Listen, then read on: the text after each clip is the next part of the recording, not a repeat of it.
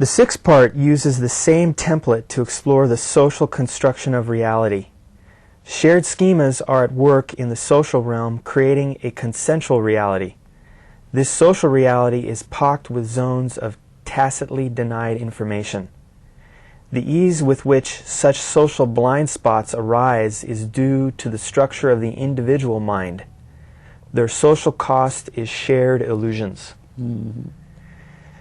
Now, let me just mention that I'm reading a lot from this book right now because it seems like this issue is critical to every problem we have in America and in the world. Mm-hmm. It seems plausible to explain the amount of arguing and fighting in Washington and in the world, in any interpersonal relationship, mm-hmm. because some people have illusions about what's going on, and then other people who have figured out the right solutions get a lot of resistance from them. Mm-hmm. Mm-hmm. So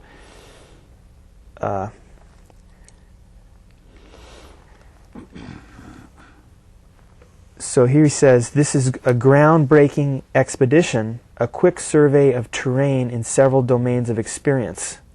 It stakes out a territory in which I hope to return another time for more detailed mapping.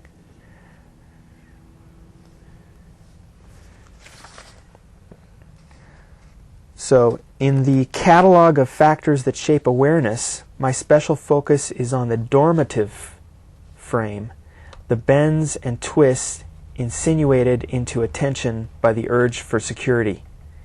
If we can glimpse the edges that frame our experience, we are a bit freer to expand our margins. Mm-hmm. We may want to have more to say over them, to consider whether we want the limits on thought and action so imposed.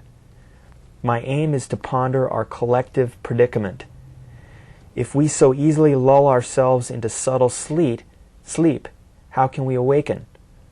The first step in that, it seems to me, is to notice how it is that we are asleep. Mm-hmm. Mm-hmm. So that's what we're doing. Very good.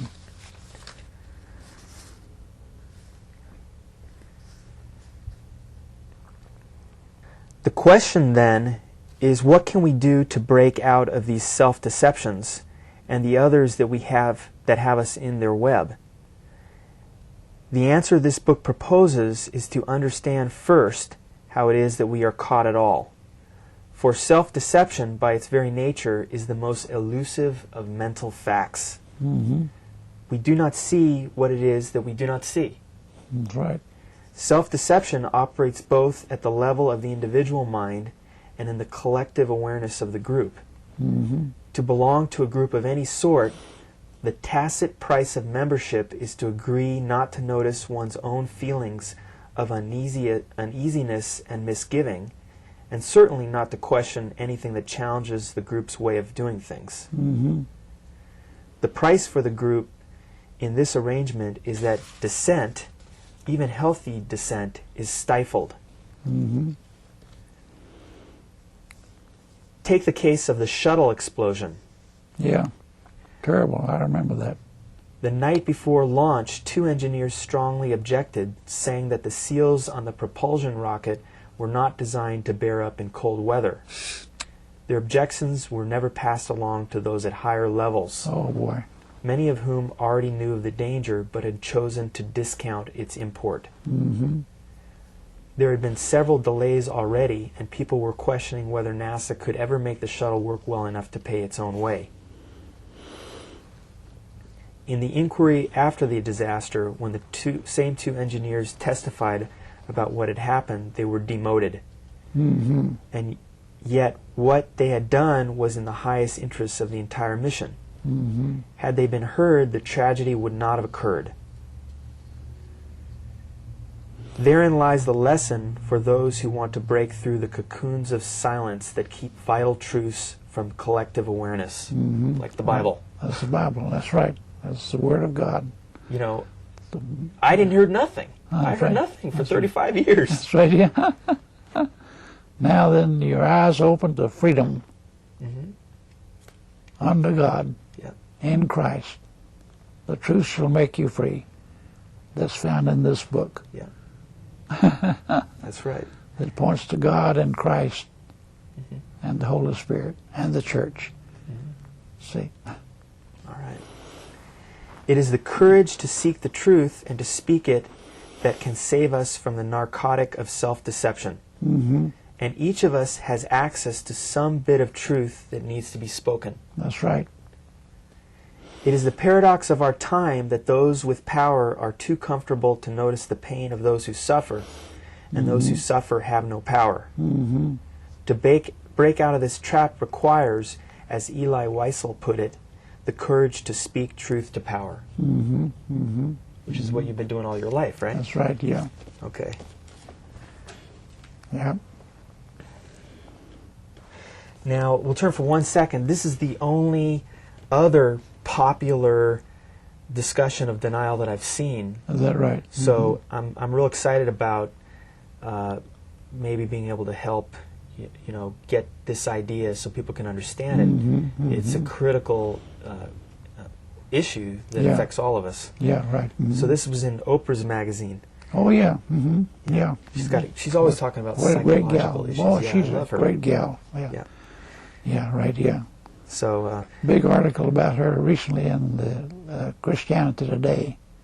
oh, Yeah, right, yeah, I right. see Yeah. that. I passed that along to Congressman Ed Royce. Yeah, right, yeah. I'll have to see that. So she has a whole article here on denial, the user's manual. And I think that if this concept can be discussed in a way that all of America is exposed to and learns That's about right, yeah, right, yeah. it could have a big effect, positive The effect. president is working with her in challenging the women of Afghanistan as they get back into school now. See, they were denied school and education, the women and the children, see, for years and years and years. And so the president's using people like her and all over the world, see. She's interviewed Laura Bush several times, see. And That's great great. gal. Fantastic. Yeah. And one of the richest in the world. Yeah, she's done a great job with her show. That's right, absolutely, And yeah. I really love her philosophy, which Oh, is absolutely, yeah. that Yeah. she's less concerned about the money and very concerned about delivering value. That's exactly right. Exactly right, yeah. So we need one television station that has the same founding philosophy. Yeah, right. So here it says in her article here,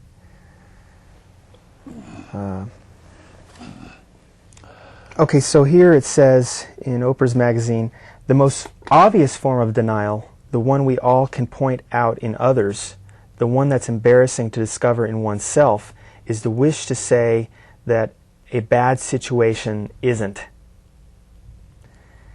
We tend to deny the difficulty, the hurtfulness, and even the danger of situations, not just to be brave,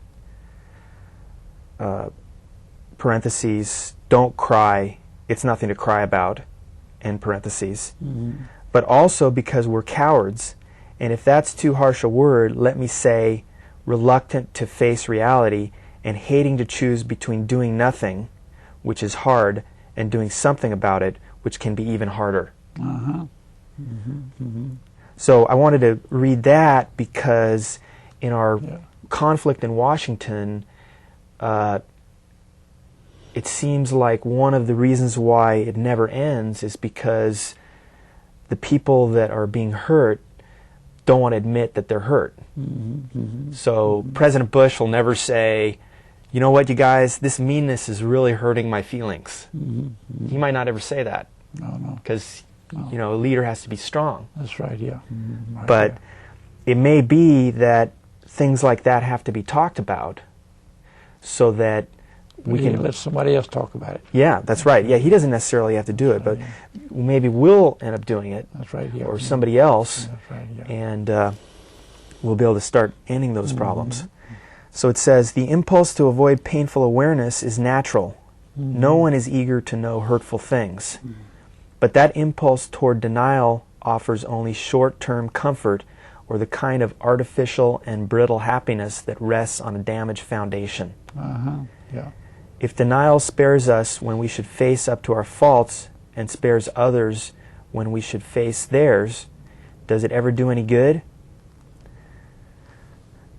Denial is refusing to face that you are in harm's way. Hope is facing the world with love. That's right.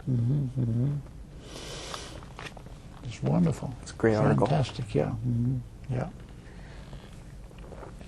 So now here's an example of somebody who is not having a problem with psychic numbing and denial, but he seems to recognize that, he recognizes that other people may be having it, I think. So this is Bill Gates, That's right, yeah. caregiver, and he's done a lot of work to, with his money to help people around the world and reverse some of the problems. That's right, sure has. $24 billion worth. Yeah. 24 billion. Yeah. Now. But and he still has 40 billion left. Now I wanted to bring up his name because the people that have a lot of money, if they spend all of it, they're starting to recognize, it seems, that it's not going to fix all of our world's problems. No. But if we can deal with the issue of denial and psychic numbing, which may be partially affecting the majority, then we can bring a lot more resources to bear. That's right, yeah. Not just money, but those people actually getting involved. That's right, yeah. Right, in solving problems like you have. And volunteering. Yeah, too. and volunteering. Right, yeah. So here Bill Gates says, the world hasn't been allocating its resources properly at all in global health. The Microsoft founder said in a rare interview from his office in Redmond, Washington. Quote, rich governments should be doing more. So I thought that was a great example of Very good. that if we deal with these issues, these psychological issues better, then somebody like this and all their efforts could be have a bigger impact. If we can, but he's setting a good example there, and saying to the rest of the wealthy people of the world, let's get on board and let's change the world. Let's make a difference. And the 6 billion people in the world see. That's true, and I think that at the same time, we're hoping to expand, because there's this tendency in society to point the finger at the rich people or the politicians and say, you guys have to do it because you have resources, but I'm just a puny individual with no money and I can't do anything. Everybody can do something. Yeah. Everybody can do something. And if everybody does something, right, then the problems are going to get solved. That's right, That's right, right, We got to change the attitude of everybody in the world. Yep. Now, the issue of psychic numbing, I'd like to switch directions a little bit for a second. Okay, let's mention for a second and go back to Dr. Bennett's book, Control Your High Blood Pressure Without Drugs. Okay. And let's mention again, he has suggested here a stress reduction technique called avoidance. And when I put this idea together with the idea of denial, it's another way to look at the same thing, that denial, there's healthy avoidance, which is avoiding conflict and avoiding, situations that create stress.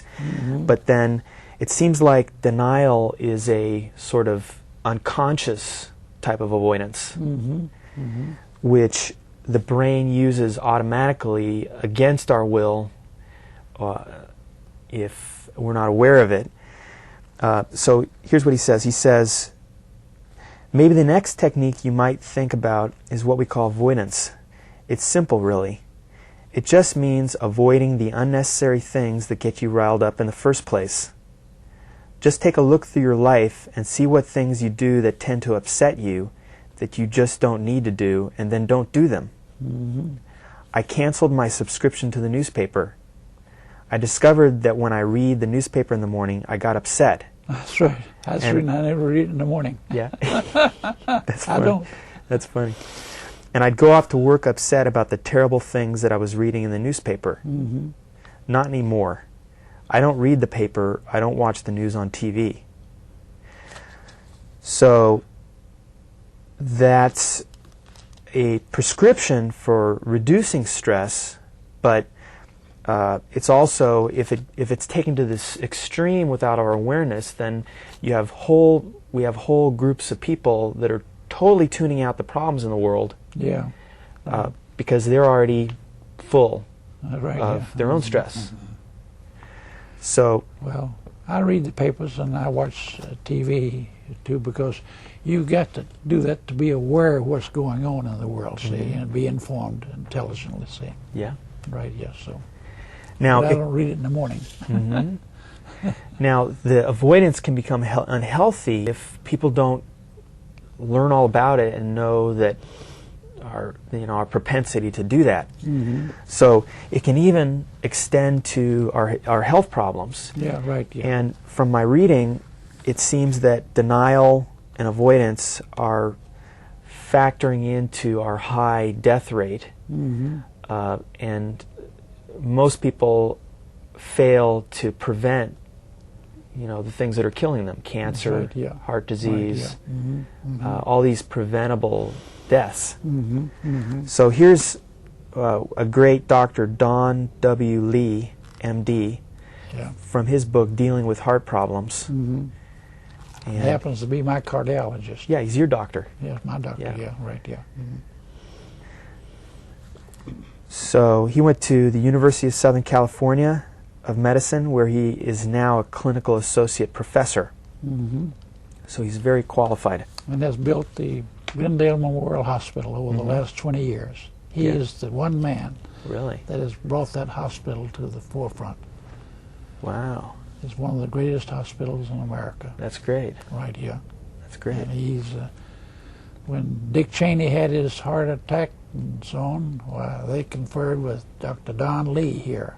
And he guided the doctors that worked on Dick Cheney in Great. Washington. So he's very well qualified. Well qualified, yeah. So he starts to talk about how psychic numbing and denial, he doesn't mention psychic numbing, but the description here is psychic numbing, as far as I can tell. Wise So man. how that factors into our illness in America, our illnesses, and so we'll be exploring this further in future discussions, but I think it's critical to point out that what Robert J. Lifton says, which is when we become psychically numbed, it influences our whole lives. So here he says, we are taught or teach ourselves to ignore, suppress, or hide pain. Pain signifies and becomes equitable with failure, compounding the issue of embarrassment. But the denial is also, in part, willful and innate. Setting to one side the issue of rational, well-ordered life, the most important motivation is that we don't want our lives interrupted or inconvenienced. And a medical emergency is thoroughly inconvenient. Beyond the initial inconvenience and disruption of emergency care, hospitalization, or surgery, there is longer-term inconvenience of recovery and rehabilitation. The patient is asked not only to interrupt and possibly derail his or her life, but to change it, even turn it around completely. Many patients, at least temporarily, find themselves unable to confront the situation. It is bound to stir one's consciousness of mortality, something we work to deny every day. So denial, mingled with dread, operates quite freely here.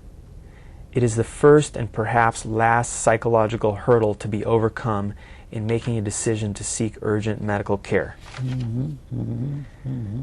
If the agenda of education must begin with prevention, systematically eliminating risk factors and substituting or encouraging health-enhancing habits or behaviors, we must nevertheless come to grips with symptomology. Right. So, wise man.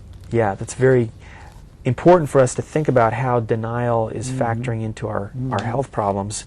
And so, for example, if somebody has strong psychological mechanisms to avoid stressful or scary ideas or realities, then if the doctor says, you really got to change your lifestyle, exercise, eat right, reduce stress, then when they get out into life, there would be a tendency to avoid even thinking about that whole thing.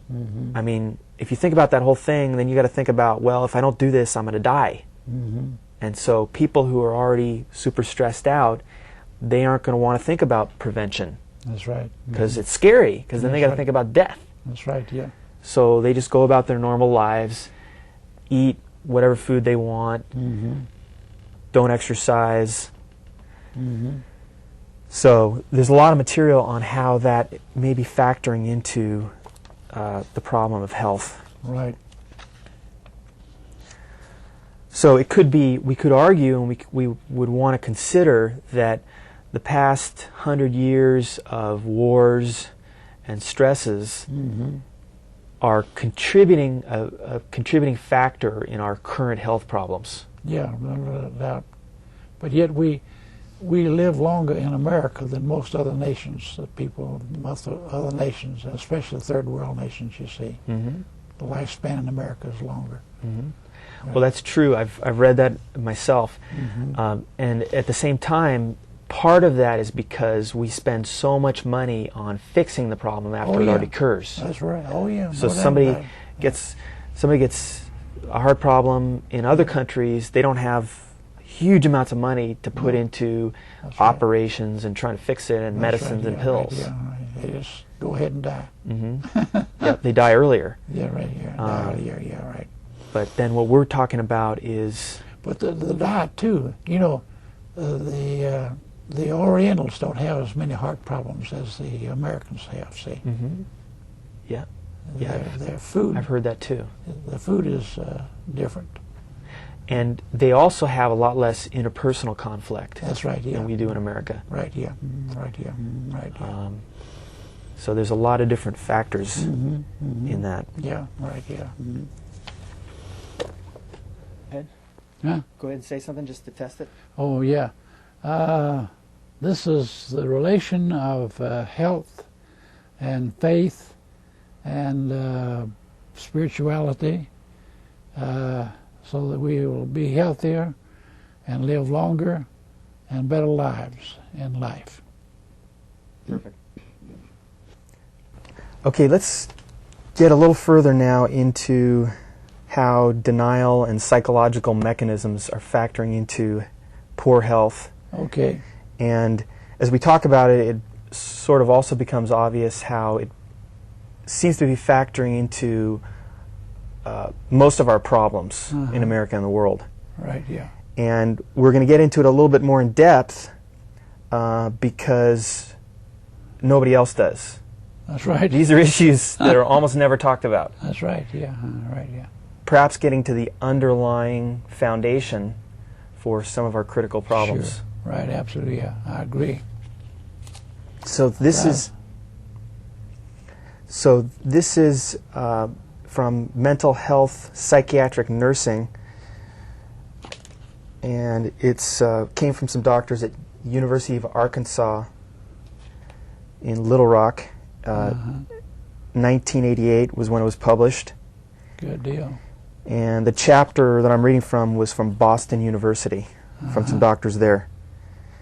So here they say the definition of denial.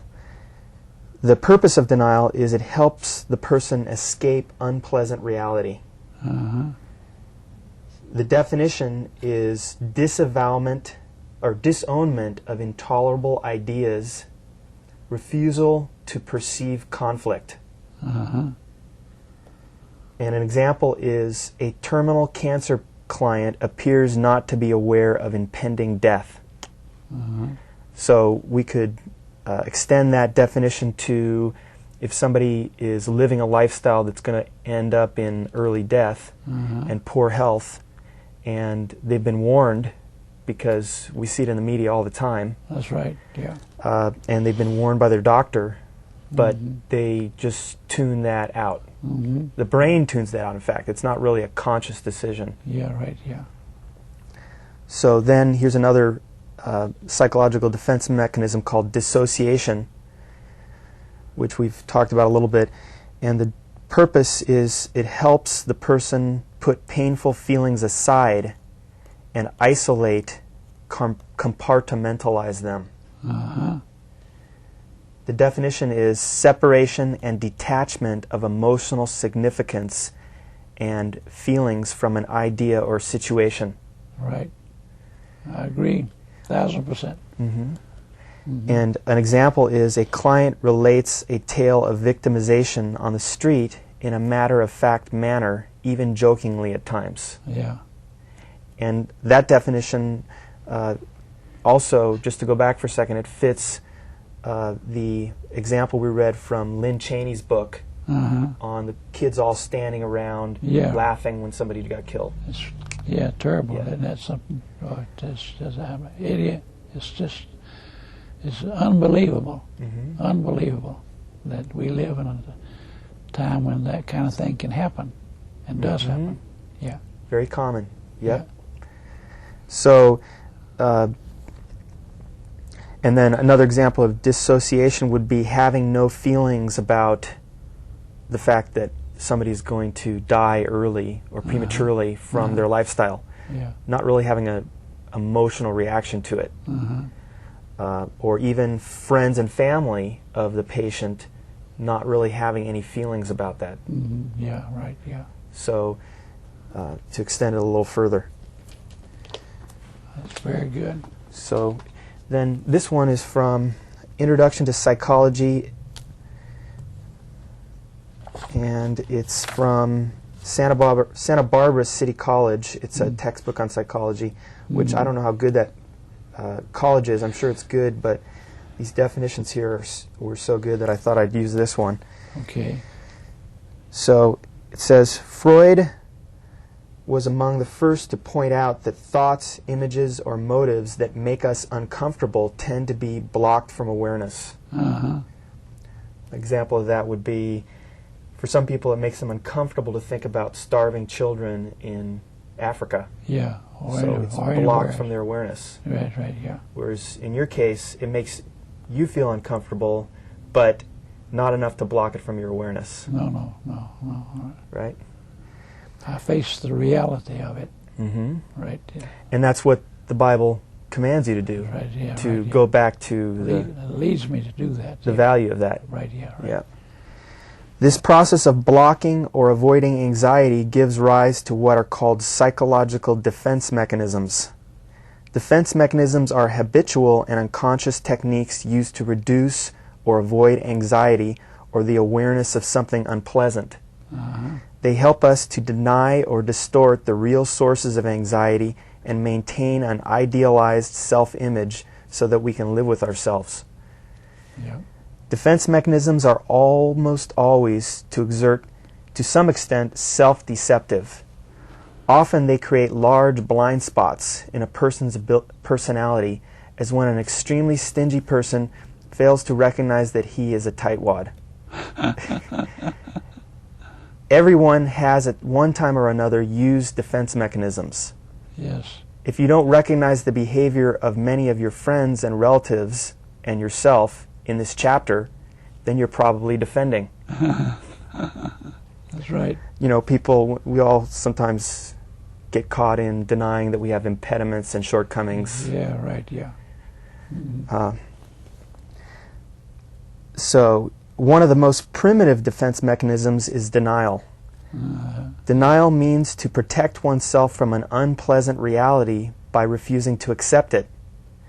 Denial is closely associated with death, illness, and similar painful and threatening experiences.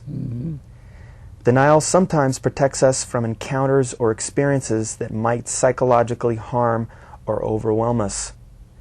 The protective function of denial can best be illustrated by one of the most overwhelming encounters with death or disaster yet experienced by humans.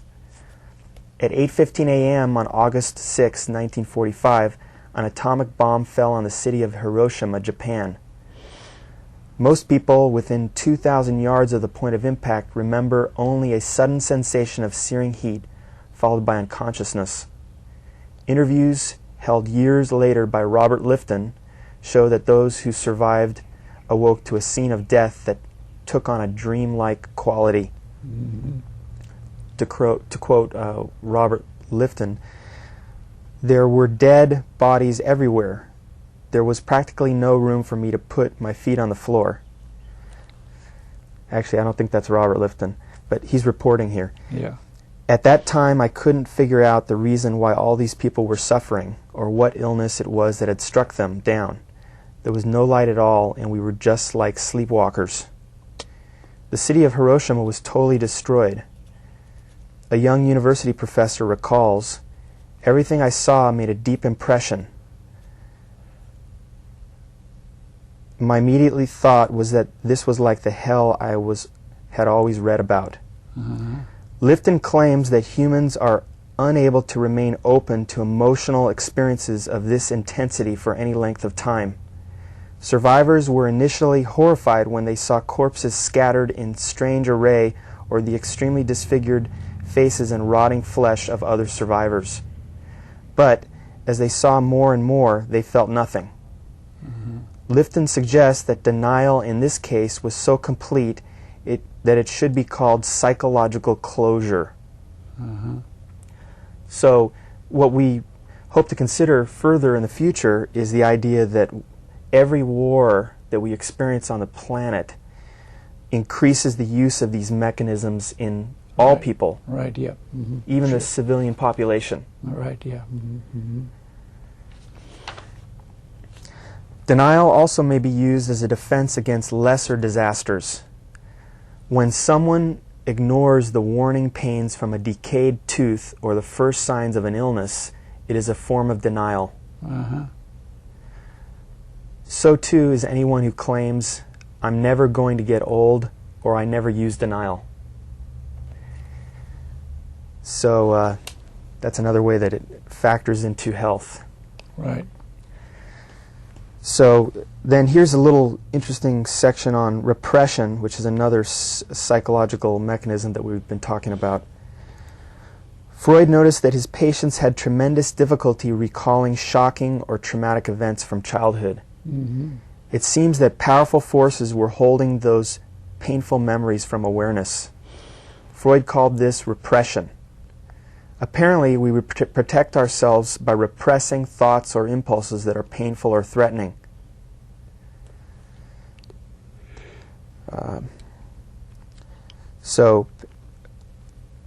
Keeping painful memories from awareness, an example of that would be somebody who is living a lifestyle that's unhealthy and it's going to result in an early death, but that's blocked from their awareness, Mm-hmm. Mm-hmm. even if the doctor tells them. Yeah, right, yeah. Or smoking, somebody who's smoking Right, cigarettes. Yeah, right. The block from awareness is, Yeah. I'm going to die. I'm Yeah. going to die from this. This is going to kill me. I see people smoking, young or old, and sometimes I say, boy, you know, those make bigger and better cancers. Mm-hmm. Mm-hmm. Yep, that's right. Well, you're aware of it because you don't smoke. That's right, yeah. If people who smoked were more aware of that, Right, yeah. then they'd have to stop. That's right, yeah. So another example would be, to relate it to another problem, another example would be kids who have sex and they're totally unaware of the future consequences. That's right. Mm-hmm. Let's see, pregnancy, Yeah. abortion, Right. broken hearts, Broken hearts, yeah. sexually transmitted diseases. Right, yeah. AIDS, Mm-hmm. right. Mm-hmm. Yep. That's right, yeah. Terrible. Freud considered the awareness of repressed feelings and memories very important because he felt that they continued to influence our personalities even though repressed feelings are unconscious. Uh-huh.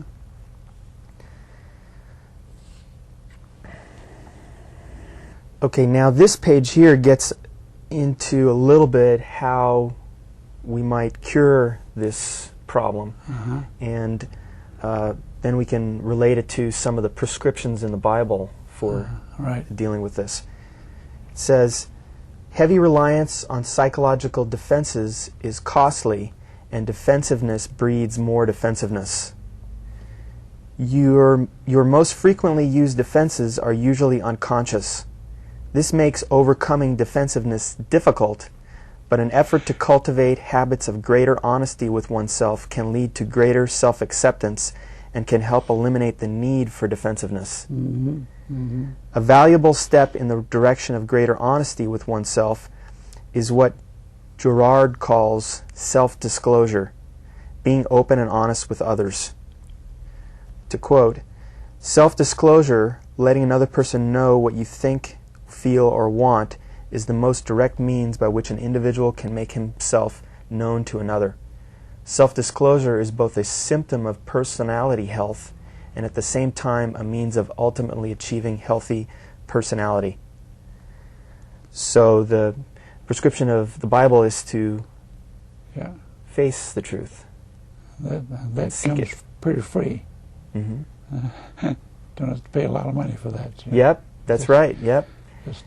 Just pick it up and read it. See, and boy, there are millions, hundreds of millions of Bibles all over the world, every language of the world. See, so it brings not only salvation from sin, but better health and better thoughts, and so on. So. Yep. So we're going to be detailing exactly how that is connected. That's right. And it's a good point that you make that it's free. That's right. And let's make the point now that all of these expensive medical treatments to treat stress-related disorders, it costs a lot of money. Oh, yeah. You know, the pills to control hypertension. That's right. To treat the symptoms is very expensive. But to prevent these conditions is totally free. Totally free. Exercise is free. Exercise free, yeah. Getting along with people and forgiveness is free. Free, yeah, that's right. Yeah, it doesn't cost you a thing. The Bible's free if you happen to meet Colonel Barber and he gives you one. Right, yeah. Like me, fortunately. Yeah. So that's a critical point that I think people need to become more aware of. Yeah, that's right, yeah. So the next book here is Psychology, and this one's got a lot of great material in it. It's from the University of Illinois at Urbana-Champaign from 1991. It's from 4 doctors there. So what they say... At Urbana, they, over Christmas and New Year holiday there, they'll have maybe 20,000 young people coming from all over America and all over the world to study the spiritual values of life and the Bible and the church and so on. To really? Make Where's a that difference. At? Urbana, Illinois. At what place? Well, University of... At this university? Yeah, right. Oh, they have some kind of a program like that? That's right. Is that a Christian university? Every year. Or something? Every year. It's over the New Year's holiday, you know, when the students are out of school, see, out of college and so. Wow. In the university. So you have 20,000 people. And my friend Frank Caleb Jensen, who was a Norwegian businessman and newsman, his book, the Target Earth book, that covers every country in the world, they've used that book as a study book for that 20,000 young people's conference at Urbana. Wow, that's a great thing. I gotta check out that book. That's right, yeah. So is that a Christian university or something? Do you know? Well, it must be because you know every year, for years and years and years, they've had that program. All right. So. Okay, so here it says emotional stress responses. Physical responses to life stressors are usually accompanied by emotional responses. If someone shows a gun and demands your money, you will no doubt experience the alarm reaction, but you will also feel some strong emotions, probably anxiety, maybe anger. In fact, it is hard to imagine feeling anxiety, anger, or depression in the absence of a stressor. Now, let's just insert right here that in the Bible it says that anger is a sin, right? That's right, yeah. Right, yeah. Mm-hmm. So, another way to look at anger is it's a symptom of stress. That's right, yeah. So, I think that's important to keep in mind. Emotional stress responses usually occur in relation to clearly identifiable situations, such as a lack of job security, marital conflict, or the constant pressure of daily hassles. Yeah. In most cases, emotional stress reactions subside soon after the stressors are gone. However, if stressors continue for a long time or come in a tight sequence, emotional stress reactions may also continue, and the consequences can be serious. That's right. And let's keep in mind here, imagining what it's like to live in the inner city, Yeah. or to have no health insurance, That's right, yeah. and somebody in your family is sick. That's right. These chronic stressors, That's right, yeah. or living in a big city where we have more crime. Right, yeah. When people do not have a chance to recover their emotional equilibrium, they commonly report feeling tense or anxious more and more of the time. Increasingly intense feelings of fatigue, depression, and helplessness may also appear as the long battle against stressors continues. Sometimes constant emotional arousal becomes so routine that the person can no longer pinpoint why it is there. The result may be a pattern called generalized anxiety disorder, in which the person is at a loss to explain his or her constant feelings of tension and anxiety. In other cases, there may be occasional sudden attacks of panic. So let's insert here also that you may have heard a lot of talk about how women have more depression than men. Yeah. And the explanation that I've heard offered is that they have some kind of a special vulnerability to depression. But an alternate explanation is that they just live under more threat than men. And stress. Yeah, and stress. That's right, yeah, they do. So, for example, 1 out of 4 women approximately has been raped or molested. Yeah. And with men, it's only approximately 1 out of 10, Yeah. or maybe a little lower. Yeah. So, plus, for a woman who's been sexually assaulted, or then they live in a world in which that could happen again at any time. Yeah, right. So, they have that constant fear. And I see it in women's faces, I believe, as I go around the city. That's right. Caution, That's right, yeah. the way they often look away or don't connect. Yeah, right.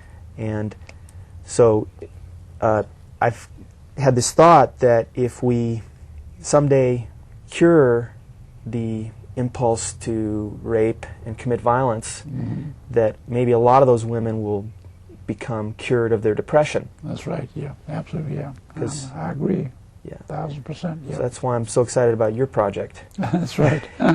Because if we can get enough people to understand the alternatives, and, That's right, yeah. we can reduce that. Yeah.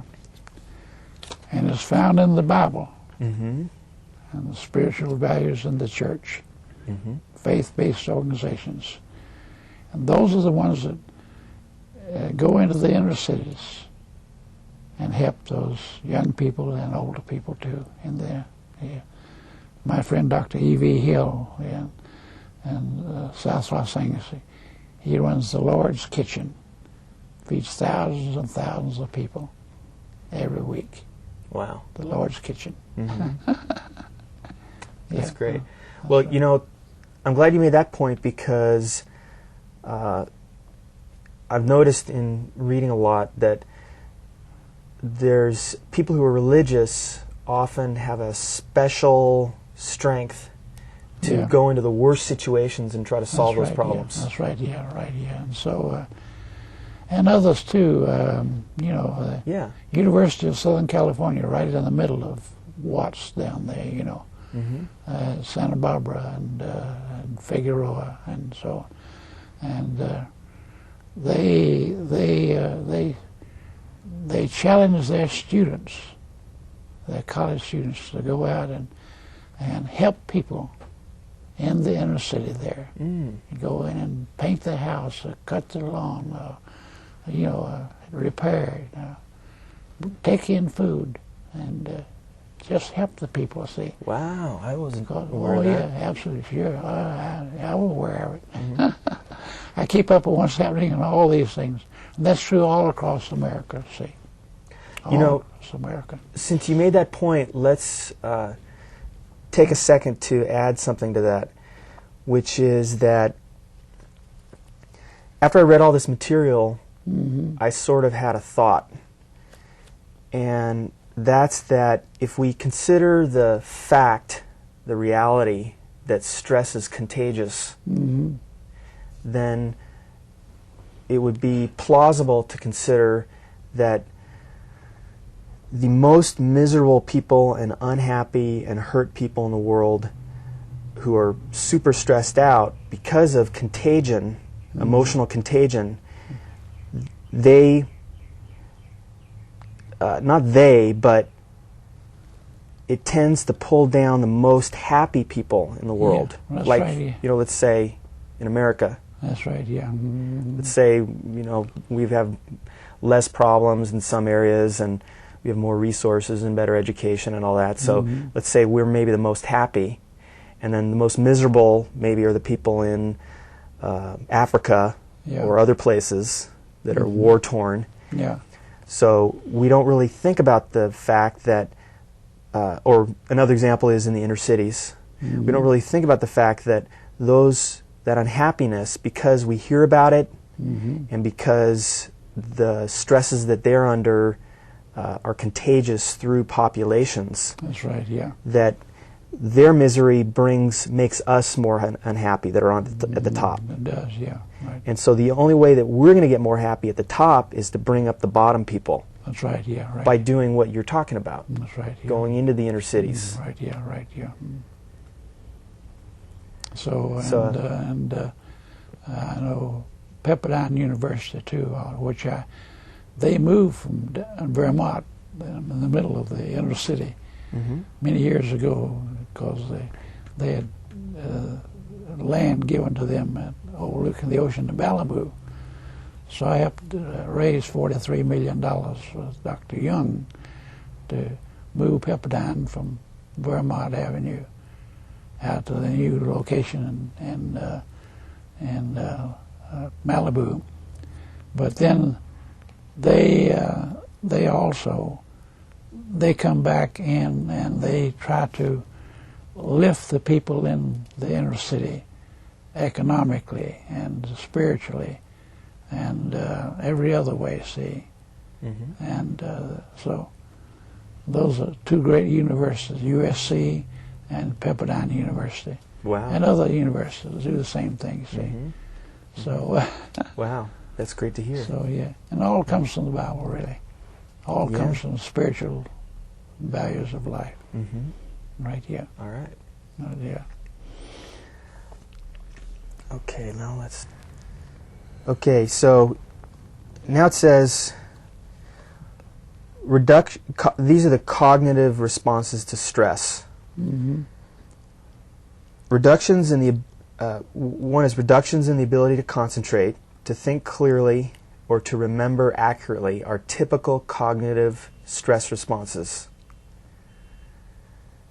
And an example of that would be children that are under stress in school and they are having trouble. It causes huge problems in school. Yeah, oh yeah, absolutely, yeah. That's where the the school voucher program might reduce the number of kids in schools. That's right, yeah. And so give a chance to those children to have a good education.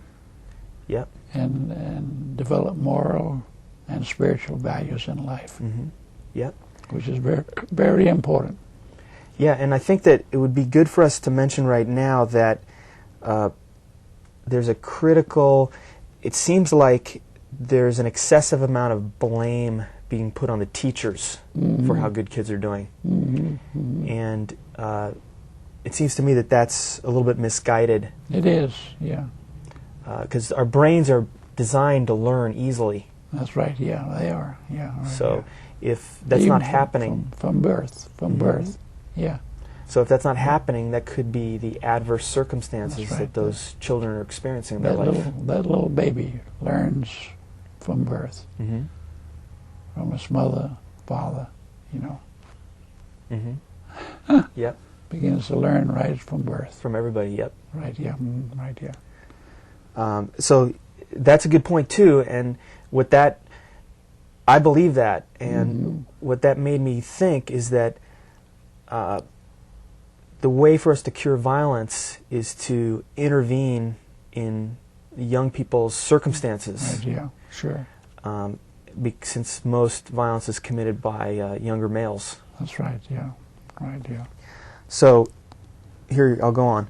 One of the most common cognitive stress responses is catastrophizing, which means dwelling on and overemphasizing the potential consequences of negative events. Mm-hmm. An example of that would be sometimes there's people in Washington who whip everybody into a frenzy. Yeah, right, yeah. Blaming it all on the president. Yeah. Oh, Whatever yeah, went yeah, wrong. Whatever went wrong, yeah, right, Yeah. yeah. So that's like catastrophizing. Yeah, right, yeah. The mob never acts sensibly and reasonably, see. Mm-hmm. You don't settle problems by having a mob of people together, yelling and all like that, see. Mm-hmm. That's not a sensible way to handle the situation. Yeah, it creates stress. That's right, yeah. That's Yeah. right, yeah. They're all stressed out. Every mob that you think of, Mm-hmm. Yep. all stressed out, yeah. Catastrophizing can not only interfere directly with smooth cognitive functioning, but also intensify emotional and physiological arousal, which in turn adds to the total stress response and further hampers performance. Thus, cognitive reactions to stressors can themselves create additional stress responses, so that preoccupation with thoughts about failure may help bring about failure. Other cognitive reactions to stress minimize the impact of stressors, at least temporarily. For example, some people automatically and often unknowingly respond to stressors with denial, repression, intellectualization, displacement, projection, and other cognitive strategies that Freud called defense mechanisms. Defense mechanisms are habitual psychological responses that help protect people from anxiety and other negative emotions accompanying stress.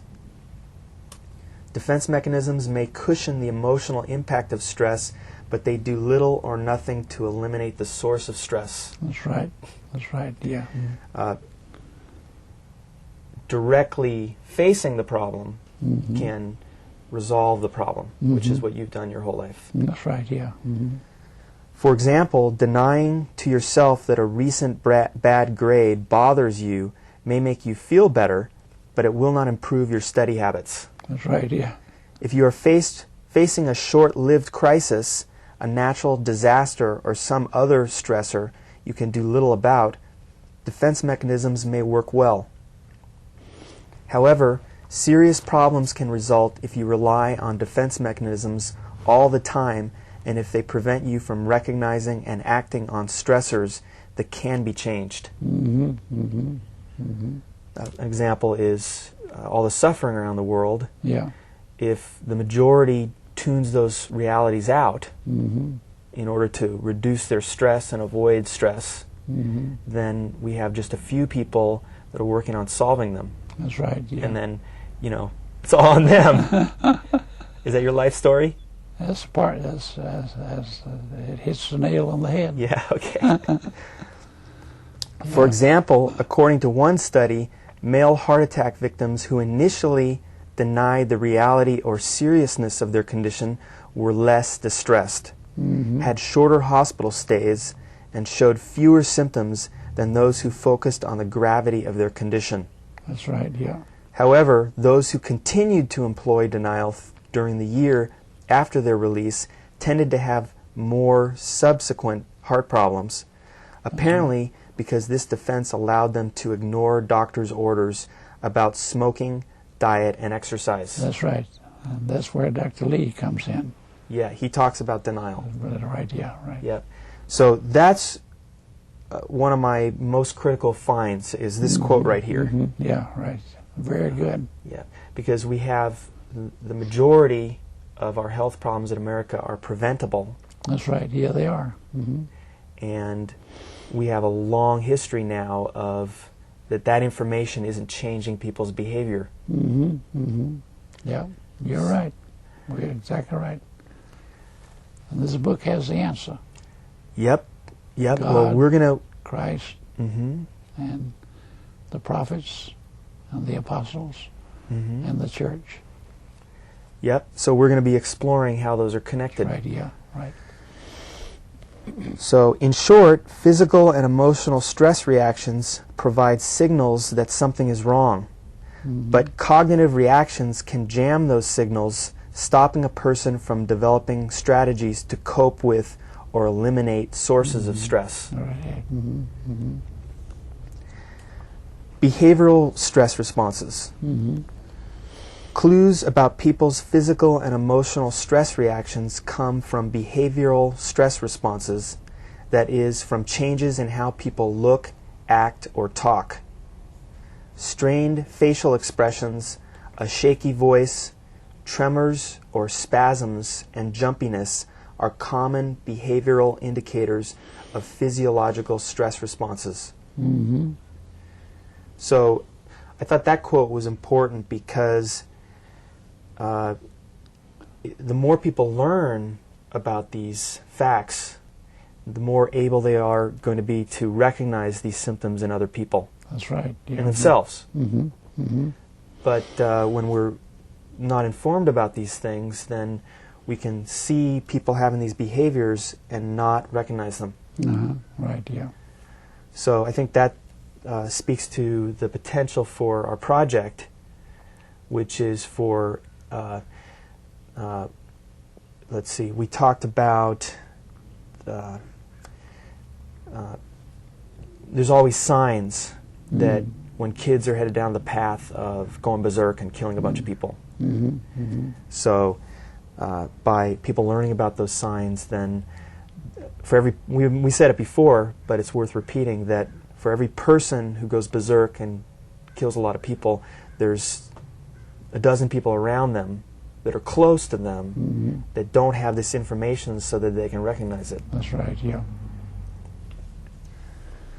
Yeah. So here's another useful definition of denial.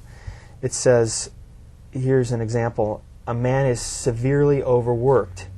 He is not getting enough sleep, is eating poorly, and though aware of being physically and mentally exhausted, tells his wife and coworkers, everything is fine, I'm too strong to be bothered by a little hard work. So that's an example of how denial could lead to poor health. Yeah, right. When stress raises arousal above a person's optimal level, physical coordination, behavioral skills, and other aspects of behavior may be disrupted. Even more obvious behavioral stress responses appear as people attempt to escape or avoid stressors. Yeah, right. Some people quit their jobs, drop out of school, or even attempt suicide. 10,000 college students attempt suicide every year, in part because of the difficulty in coping with stressors such as academic requirements, financial problems, and relationship problems. Right. So I thought that was important because here it says drop out of school. I dropped out of school because of I was overloaded on stress, and it made it difficult to concentrate.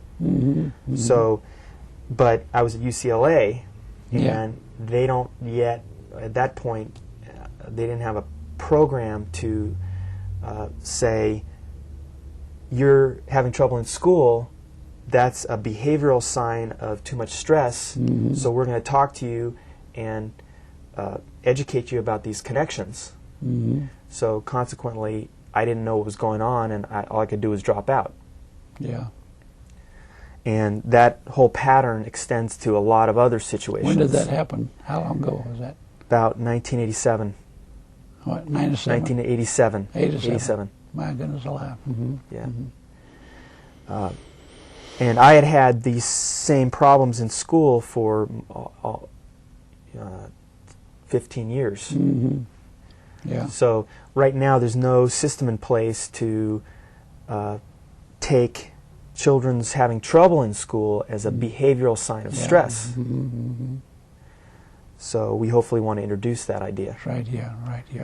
And get them in the church and the Sunday schools of America, and the youth groups in America, see? Yep. Reading the Bible. Yep. Believing in God, yeah. And just to use another real-world example of that issue, we talked a little bit about, Peter Fonda's autobiography. And he describes his whole life in the Fonda family.